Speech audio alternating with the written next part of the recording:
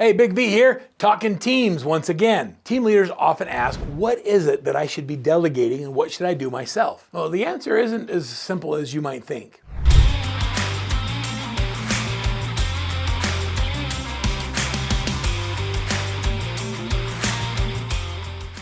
Oftentimes, team leaders struggle with even delegating anything because they suffer from an ego. And they don't believe anybody can do it as good as them. Have you ever had this conversation? It's just easier to do it myself than it is to let somebody else do it. Or have you ever said, I've delegated it and they screwed it up, so I had to go back and fix it and that took more time? Like, go in the comments section below and let me hear some of the self-talk or some of the things you've said to yourself about delegating. I think it's fascinating to see all the excuses we use of why we can't let things go. I wish we could play in the video background Frozen's video or audio that says, let it go, and let's sing it. The things that we hold on to so tight are the very things that destroy us.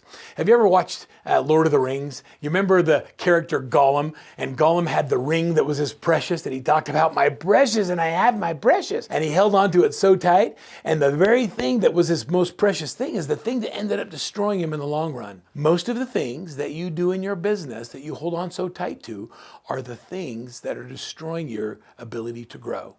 When you say you don't have time for your family, you don't have time for your friends, you don't have time for fun, it's not that you don't have time, it's that you're holding on to the wrong tasks too long. And because you have the inability to let them go, you're choosing to do them instead of choosing to live a better life. So how many of you are ready to let it go? To just be free of the things that are holding you back from growing and scaling and living life to its fullest?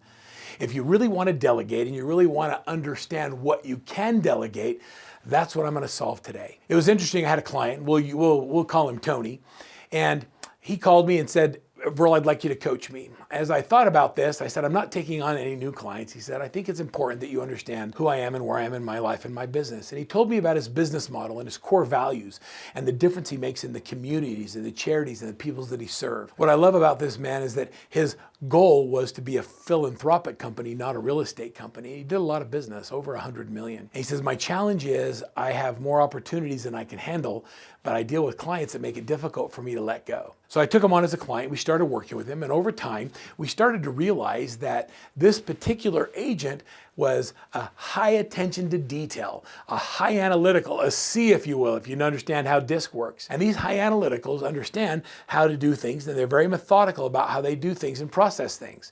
They also have a hard time letting go because nobody can do it as good as them because they're perfectionists. So I went out to their office and I said, I'm going to spend a couple days with you. Let's just look at what you do and how you do things. With his two assistants, I remember sitting down at the table and saying, let's take and make a list of everything you currently do in your business. What do you do for pre-listings? What do you do during a listing? What do you do after a listing? What happens when it goes under contract?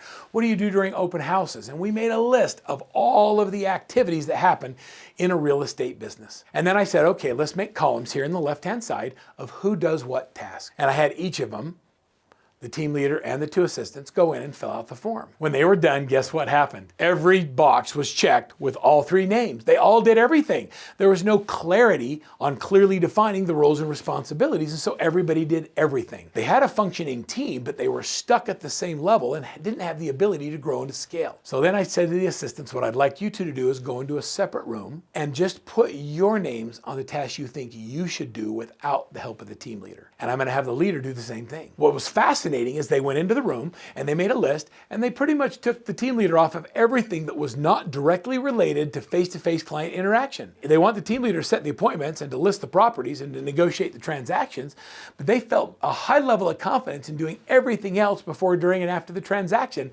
that they could do without a license. It was fascinating to see the team leader struggle and continue to put his name on every task. When we all sat down together, we started having this conversation.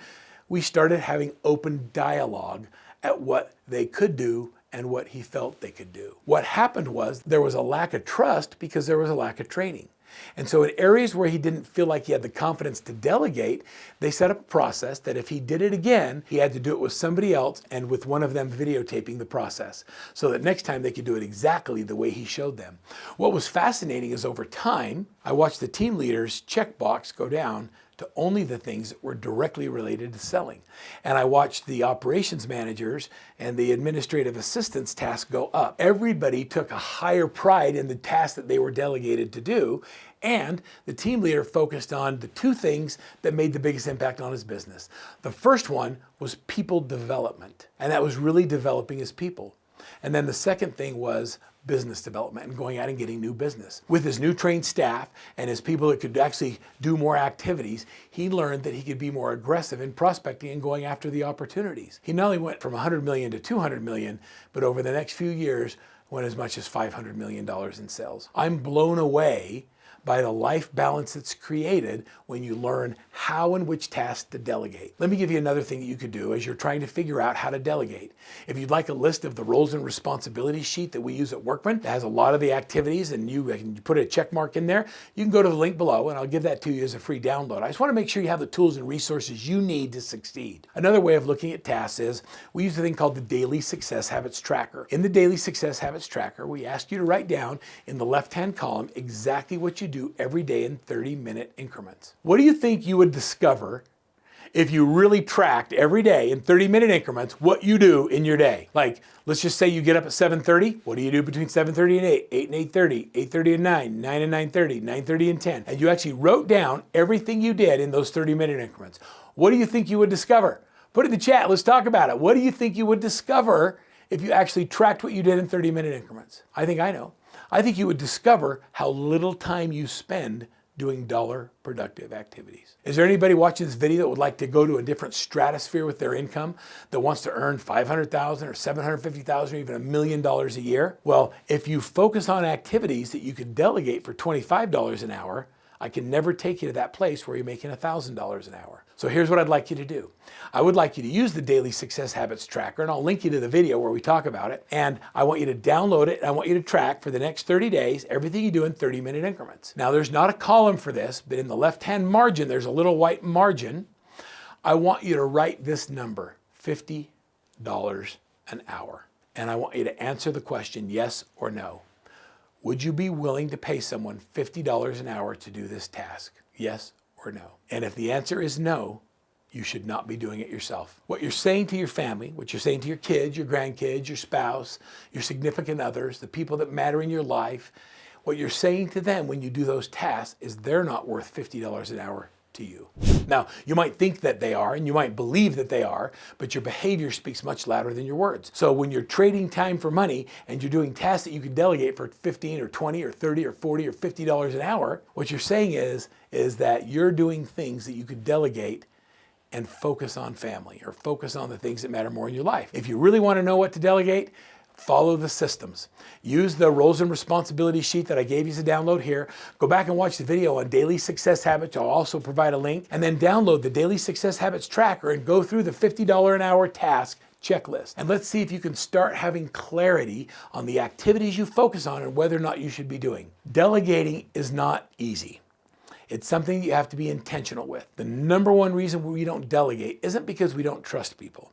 It's that we know we haven't taken what's in our head and our heart, and we haven't created a system for it that makes it easy for them to follow. So anything you do 3 times, create a system, and then use the system to train and develop the person you're delegating to, and then I want you to inspect what you expect. If you'll follow the simple process, you'll come up with a core motivating reason on why you want to create scale so that you can have a better lifestyle and really quantify what that means. Not only will you find ways to delegate, you'll get really good at it. And when you start getting really good at it, it allows you to focus on the things that matter the most in your life. It's going to be fun to watch as you get greater balance in your life and your income gets blown up.